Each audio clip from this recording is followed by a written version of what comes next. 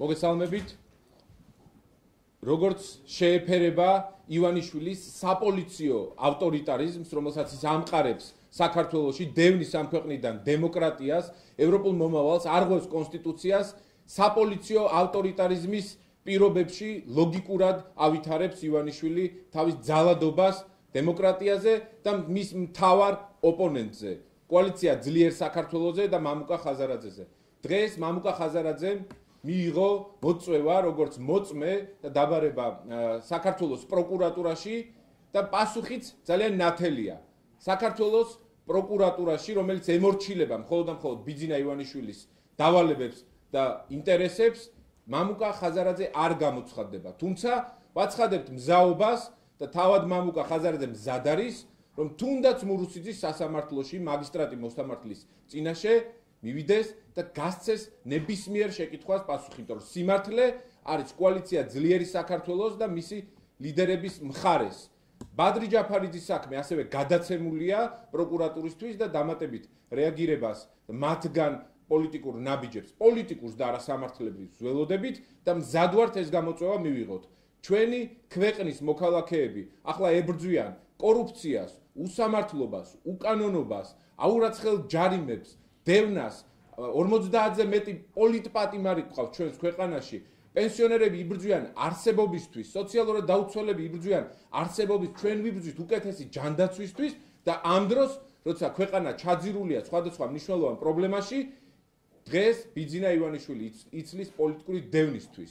ჩვენ საგარეო გზავნილები უკვე გაკეთებული გვაქვს ჩვენს პარტნიორებთან და გავაგრძელებთ ბრძოლას და წინააღმდეგობის გაწევას საქართველოს მოქალაქეებთან ერთად. მადლობა.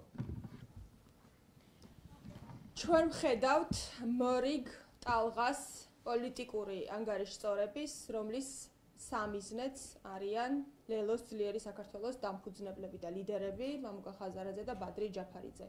ეს არ არის ახალი, ან პირველი შემთხვევა, ეს არის ივანიშვილის მხრიდან ანგარიშწორება ამ ადამიანების წინააღმდეგ და დასჯის მცდელობა, იმიტომ რომ ეს ადამიანები არიან ისინი, ვინც ცდილობდნენ და ყველაფერი გააკეთეს იმისთვის, რომ საქართველო არ დაბრუნებულიყო რუსეთის ორბიტაზე. ეს ადამიანები ცდილობდნენ და ყველაფერი გააკეთეს იმისთვის, რომ საქართველოს ჰქონოდა ანაკლის პორტი, რომელიც რუსეთის დავალებით ივანიშვილმა გააჩერა. ეს არის ანგარიშწორება იმისთვის, რომ არც ხაზარაძე, არც ჯაფარიძე და არც ჩვენი გუნდის არც ერთი წევრი არ შეშინებია არც მუქარას, არც დევნას, არც შანტაჟს, არ დაქვემდებარებია მოსყიდვის მცდელობებს და არ დაგვიხუჭავს არც ერთხელ თვალი მაშინ, როდესაც შეთქმულება საქართველოს წინააღმდეგ დაიწყო და ამას ახორციელებს რუსეთის დავალებით ქართული ოცნება. ჩვენ არ ვაპირებთ შევეგუოთ რუსულ რეჟიმს საქართველოში და სწორედ ამიტომ ივანიშვილი, რომელმაც ვერ შეძლო შეესრულებინა ქართველი ხალხისთვის მიცემული ვერც ერთი პირობა. ვერ შექმნა ეს ქვეყანა როგორც ძლიერი ეკონომიკა, სადაც ადამიანებს ექნებათ ღირსეული დასაქმება. ვერ შეძლო ეს ქვეყანა გაეხადა ევროკავშირის წევრი. ვერ შეძლო ანაკლიის აშენება.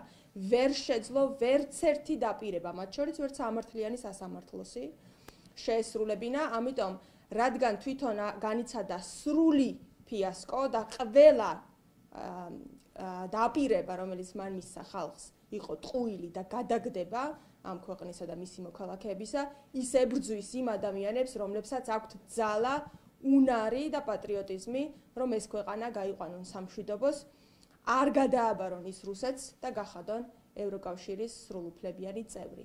აი ამიტომ იდევნებიან დღეს მამუკა ხაზარაძე, ბადრი ჯაფარიძე ივანიშვილის მხრიდან, მაგრამ რუსული რეპრესიები ჩვენზე ვერ იმოქმედებს. არც ერთი ნაბიჯი არ იქნება უკან. ჩვენ გავაგრძელებთ ბრძოლას ქართულ ხალხთან ერთად, იმიტომ რომ ეს ქვეყანა იმსახურებს მომავალს, სადაც კანონი და სამართალი იკანონებს და არა რუსი ოლიგარქი.